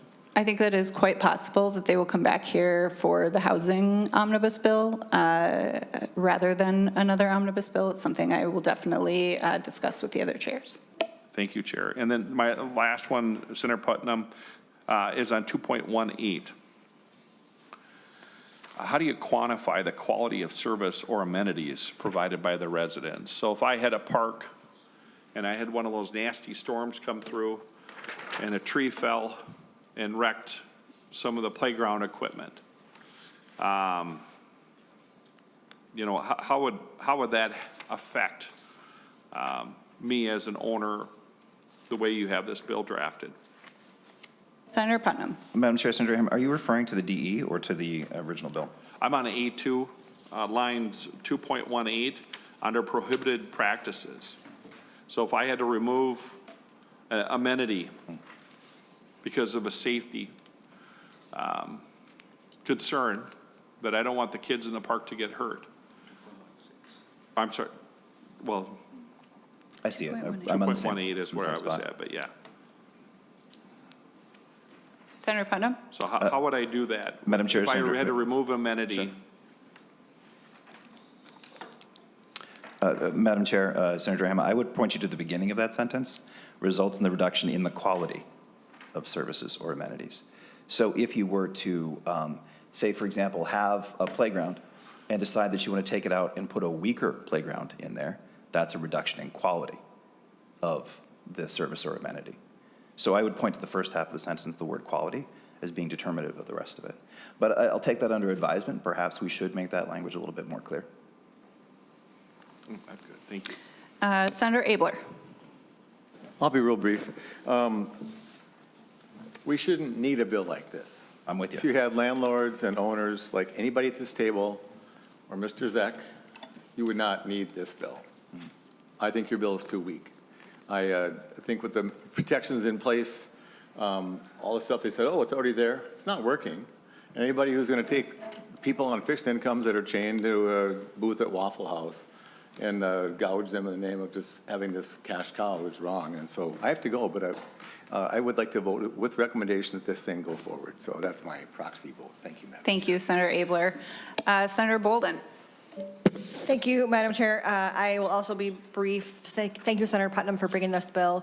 I agree with you, Senator Abler. I wish we did not have to have this bill, but it is very clear that we do. The testimony, Ms. Jimenez, the quotes that you gave, the behavior that you shared is egregious. And it is clear that these entities are exploiting and abusing Minnesotans, and we should not tolerate it. It is not acceptable, and I thank you for bringing this bill. And, appreciate the conversation, and there's probably ways to, talk about the language, and appreciate your willingness to do that and improve it as it moves forward. But at the core issue, it needs to be addressed because none of it is acceptable or okay, and we should be taking action to protect Minnesotans. Senator Lucero. Thank you, Madam Chair. In the last bill, the final question from Senator Clark was, does this bill or did that bill include a provision for rent increase? So I will start with that question on this bill. Does this bill have a provision that is a rent control? Senator Putnam. Thank you, Madam Chair, and thank you to Senator Lucero for the question. I hope that you understand that I'm answering it as candidly and sincerely as I can. And this is going to sound obnoxious, and I apologize for that, but it depends by what you mean by rent control.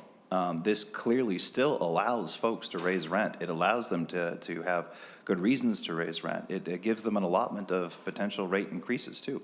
So I think that rent control is a phrase that could use itself only a little bit more definition and precision. Senator Lucero. Thank you, Madam Chair. So as you can see here, I have pencil marks up and down this bill, and every one of these pencil marks is probably 3 questions. So, Madam Chair, if I were to tell you I would prefer to spend 3 hours on questions in committee rather than the floor, would you believe me? I hope not, because I'd rather be on the floor and ask those questions. But. Of course you would. I will say that Senator Putnam has expressed much openness to working with members on language. This has 2 more committees to go where I believe that most of those definitions and questions are actually judiciary and state gov. We will be seeing this bill back. I intend to vote on this bill in about 2 minutes, and I intend to finish the last bill that we have before us before we need to vacate the room at 2:45. And I was hoping to show you this, Madam Chair, to build goodwill that I won't be asking the question. I appreciate on that. every one of these. So Senator Lucero, Madam Chair, if you don't mind, I'd love to see it. Give it to me. Let's hang out and talk about this stuff. perfect. So Madam Chair, rather than ask questions, just a handful of remarks. The definition of rent control is the government controlling how much of a rent increase can occur. That's the definition of rent control, and that's what this bill does. Market forces, I don't see here. We said in the previous bill, we had the conversation that market force is a reasonable reason to increase rent. That does not, it would not be included in this definition. I did not even catch what Senator Draheim had found here. If I look at this section under subdivision 3, prohibited practices, the act results in a reduction of quality of services or amenities. So results in the reduction of an amenity. Of the quality of the amendment. Results in a reduction in the quality of service or amenity, in the quality. So if I have a tennis court, if there's a tennis court or a swimming pool with a kiddie pool, right? And the kiddie pool is damaged and it's going to be cost ineffective and it gets torn out rather than replaced. That is a reduction in the quality of the amenity and would fall under this. That is absolutely absurd. And it's creating uncertainty and risk for somebody to engage in this. The other thing I would draw to the attention, we've already spoken about it, is the equity, private equity. And you have a series of ors between these. It's between this list of your definition of private equity. So a investor, so that can be an individual, who engages in the act of raising capital. So I have gone to my uncle as an individual to raise money that I didn't have myself, raise capital, and then there's an and invests, which would be me, of specified assets, period. An individual who raises capital to invest, that would be a simple individual having gotten to a family, and that sentence goes on to say it would include non-publicly traded entities. I'm not a publicly traded entity. So this definition is clearly going to rope in significant numbers of people who are simply trying to buy a duplex or other things, not a duplex, Senator but the Lucero, definition. Yes. I will point out that Senator Putnam has already said he is willing to work on this definition. Yes, so I'm if you have another point emphasizing to the need. make, So I'll end right there. So thank you, Madam you. Chair, for the time. Thank you, members. And with that, Senator Putnam moves, which bill are we on? Moves that 1450 be recommended to pass and re-referred to the Committee on State and Local Government as amended. All in favor, say aye. Aye.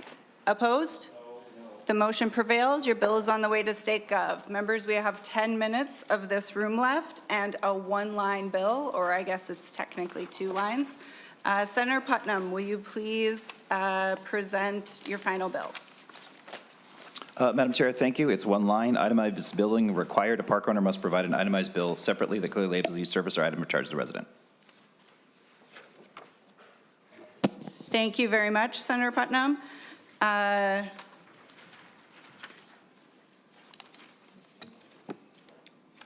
Ms. Temenis, do you have additional testimony for this one? Thank you. Mr. Bruner, do you have additional testimony for this one?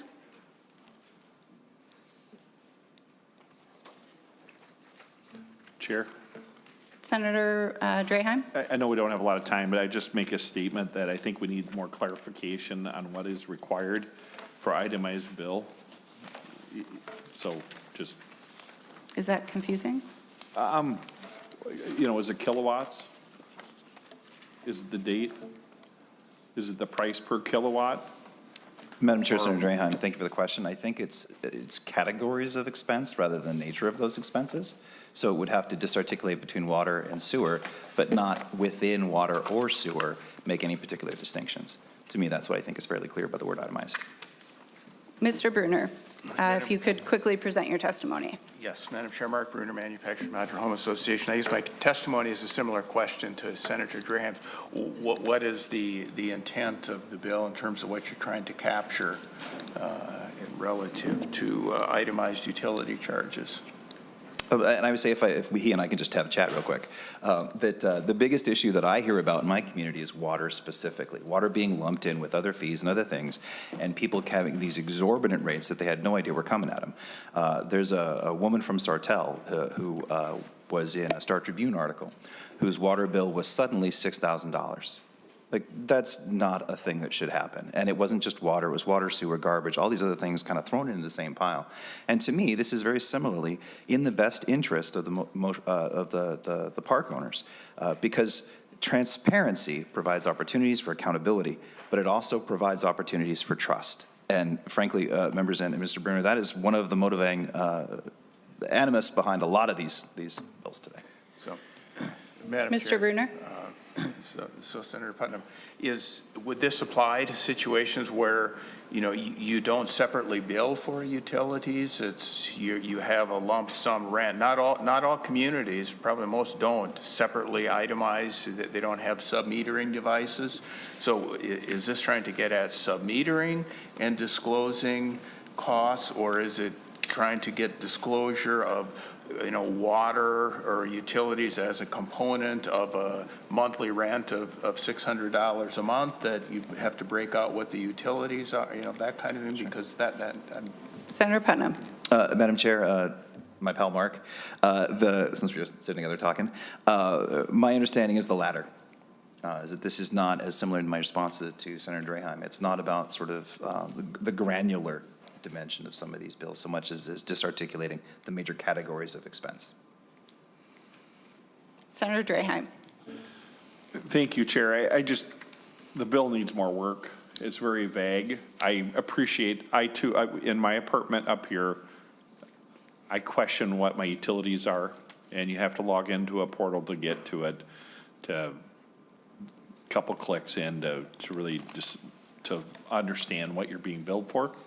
But if you're going to go down this route, and I don't know the manufacturer park, how they operate on that, but I think it just needs to be more detailed because it's very vague. So I would recommend that we lay this on the table and bring it back when we have more time. Thank you. Senator Draheim, I know the language that we passed to require this of regular landlords, to require itemized bills, and that they all be sort of on the front page of a lease if there's specific different fees and things like that. I think that there could be potential language to work on that would come from 504B, which is in judiciary. I think that might be a good place to work on this language. And then I believe it will be the path to have these bills likely come back to this committee to move forward. But I would suggest that you work with the judiciary folks on 504B language that might be suitable here as well to lay this out. Members, other questions? And with that, Senator Putnam moves that Senate File 1206 be recommended to pass and re-referred to judiciary. All in favor say aye. Aye. Opposed?